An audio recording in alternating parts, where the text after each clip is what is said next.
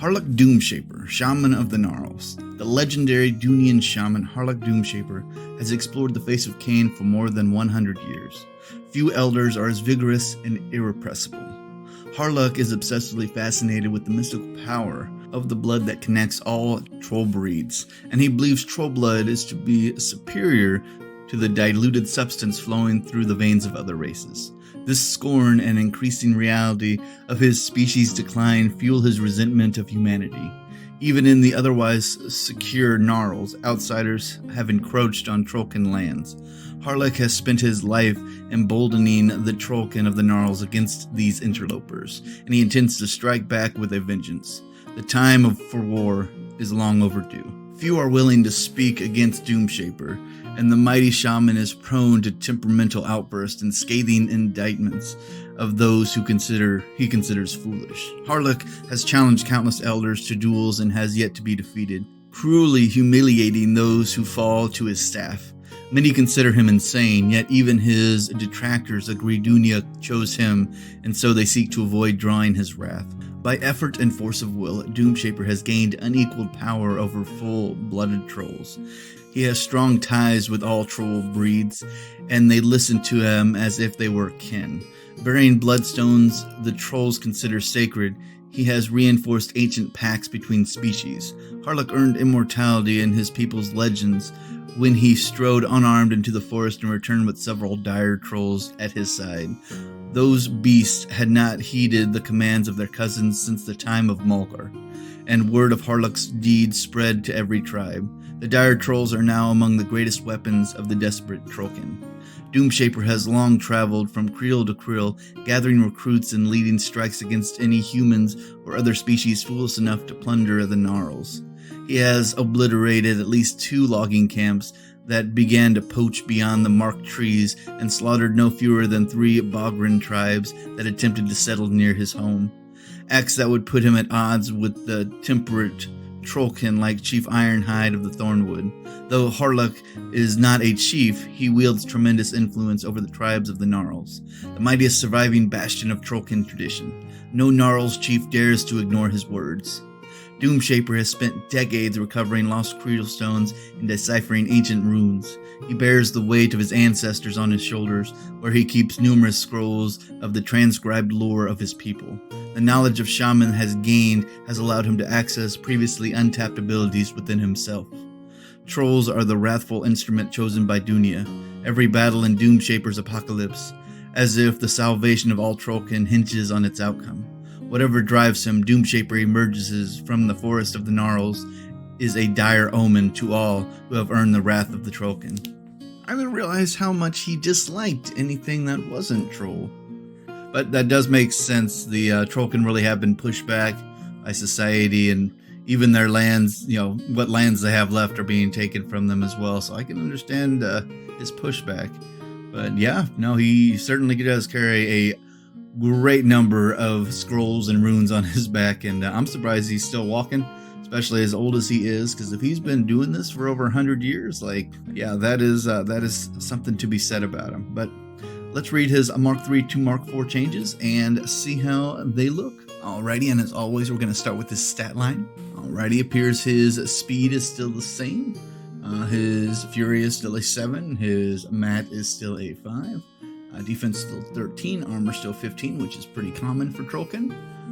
He still maintains a 14-inch control. He still has tough as part of his normal setup there. Alrighty, let's go over his standard abilities that he has. Looks like his goad has been turned into prod, which is basically the same thing. After your model's combat action, after their attack, you can force them to move an extra 2 inches for, of course, Warbeast in your battle group. And then it looks like they removed great power, so he can't upkeep spells for free anymore, unfortunately.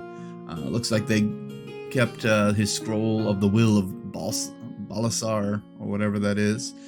So once per game, if one of your Warbeast frenzies, you get to choose who the frenzy target is, so that's kind of nice for far away games. And then his weapon is still Gnarl Root, and it still has a mat of 5, range 2, power 12, and it still has a curse on it which for everybody that's unaware, it removes all focus and fury points of enemy models hit by this, so keep this guy away from your warcaster, because yeah, he will kill them pretty easily, especially since without fury you can't transfer, and without focus you can't overpower your shields. And then let's go over his fantastic feat, which appears still it is a mostly against warlock and warbeast feat, but his feat basically does the same thing it did before Dunia's Wrath. It deals d6 damage for each focus point, fury, or essence point they spend while in his control range. Enemy warbeasts suffer d6 for each fury they receive as a result of being forced while in Doomshaper's control range. If a model is destroyed as a result of this damage while casting a spell, that spell takes no effect, and if a model is destroyed as a result from taking this damage from an attack, the target model suffers no further damage or effects from that attack, so I guess they die right in the middle of it. But let's go over his spells and see what we got here.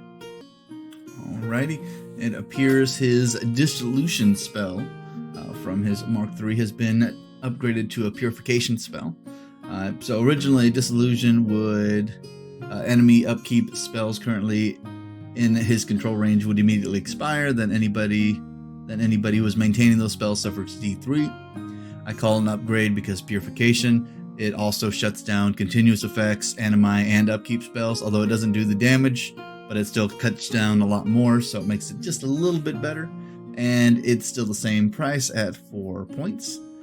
We still have Fortune, so target friendly faction models can reroll missed attack rolls. That's great. We still have Rampager, so you can take control of an enemy war beast, have them make a full advance, and then hit something, which is great. We still have Stranglehold, so model damaged by Stranglehold either has to forfeit its movement or combat actions. That's still good. And then the Guardian Beast was replaced with the Watcher, which is basically the same thing. When an enemy model ends within 6 inches of the spellcaster, I can choose a cohort model in my battle group and move them their full advance, and then take a swing at the enemy model. So yeah, not really much has changed. It's all basically the same spells, just reworded and reset. So yeah, there you go. The only downside is Rampager is knocked down from a range 10 to a range 8. So unfortunately that has been narrowed up, but that does happen sometimes. Mostly for whatever reason. I don't know. It's all about game balance, I imagine. But yeah, so he's still basically the same caster he was before. The only thing he really lost was between Mark III and Mark IV was his great power that allowed him to upkeep spells without spending, or upkeep one spell without having to spend Fury. So I don't really think that's a downside. I don't think he was disarmed at all with that.